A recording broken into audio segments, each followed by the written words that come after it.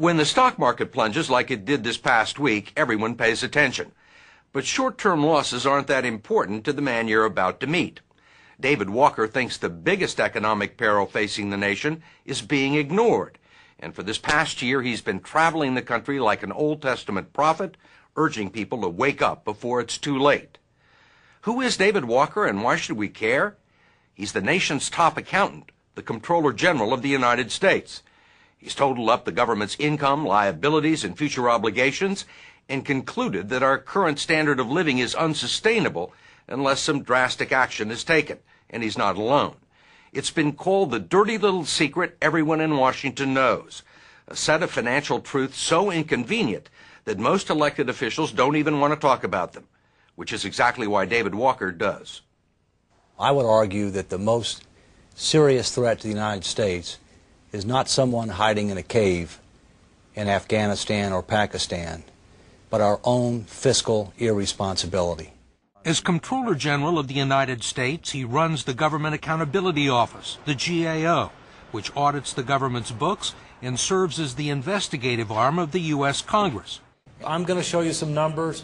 They're all big and they're all bad.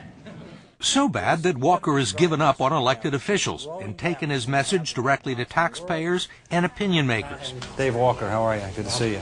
Hoping to shape the debate in the next presidential election. You know, the American people, I tell you, we've been to 13 cities outside of Washington on the Fiscal Wake-Up Tour. They are absolutely starved for two things, the truth and leadership. He calls it a fiscal wake-up tour, and he is telling civic groups, university forums, and newspaper editorial boards that the U.S. has spent, promised, and borrowed itself into such a deep hole it will be unable to climb out if it doesn't act now. As Walker sees it, the survival of the Republic is at stake. What's going on right now is that we're spending more money than we make, we're charging it to a credit card, and expecting our grandchildren to pay for it. And that's absolutely outrageous. You've heard this before from Ross Perot 15 years ago. In 1950, when the dollar was worth $1, you might have even thought the problem had been solved. Tonight I come before you to announce that the federal deficit will be simply zero. Well, those days are gone. We've gone from surpluses to huge deficits, and our long-range situation is much worse.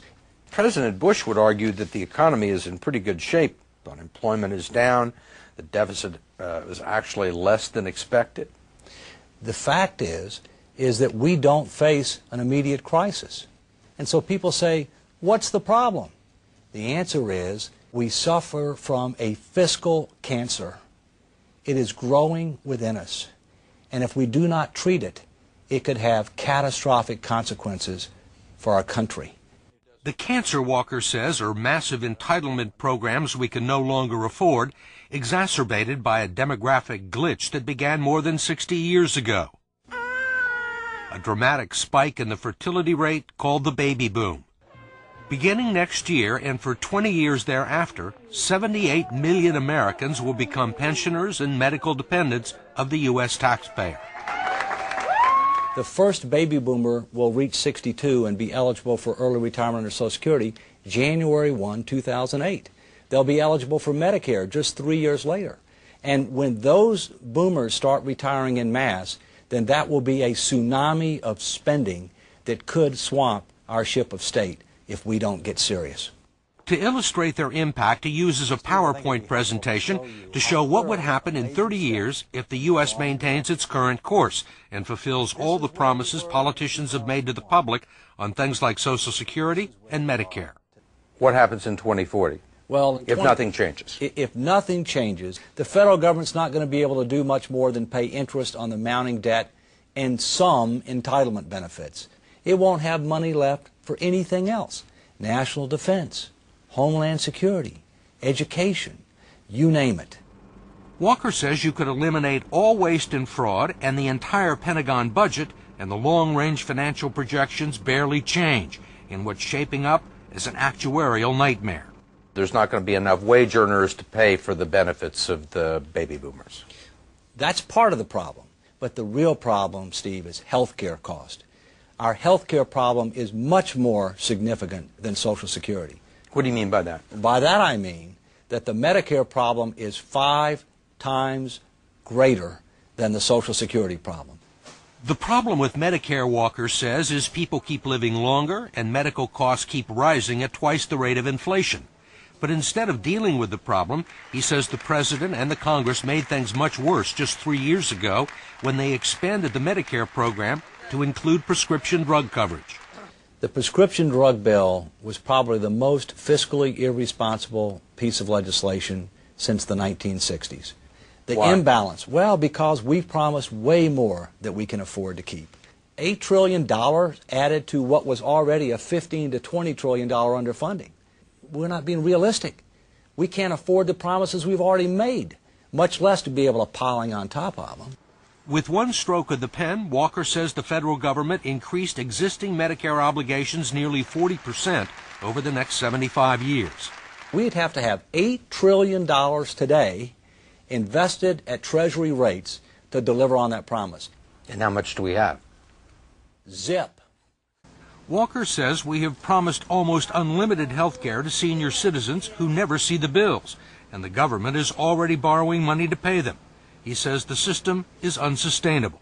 It's the #1 fiscal challenge for the federal government. It's the #1 fiscal challenge for state governments, and it's the #1 competitiveness challenge for American business. We're going to have to dramatically and fundamentally reform our health care system in installments over the next 20 years. And if we don't? And if we don't, it could bankrupt America. You're probably expecting to hear from someone who disagrees with the Comptroller General's numbers, projections, and analysis. But hardly anyone does. He is accompanied on the wake-up tour by economists from the Conservative Heritage Foundation, the left-leaning Brookings Institution, and the nonpartisan Concord Coalition. Let's go. The only dissenters seem to be a small minority of economists who believe either that the U.S. can grow its way out of the problem or that Walker is overstating it. Unfortunately, they don't get it.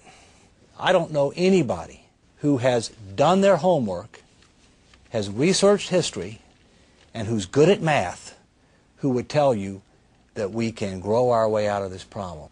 Economic growth alone is unlikely to solve the nation's impending fiscal problems.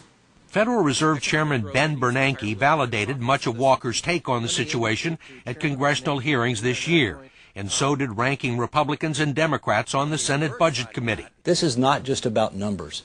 We are mortgaging the future of our children and grandchildren at record rates, and that is not only an issue of fiscal irresponsibility, it's an issue of immorality.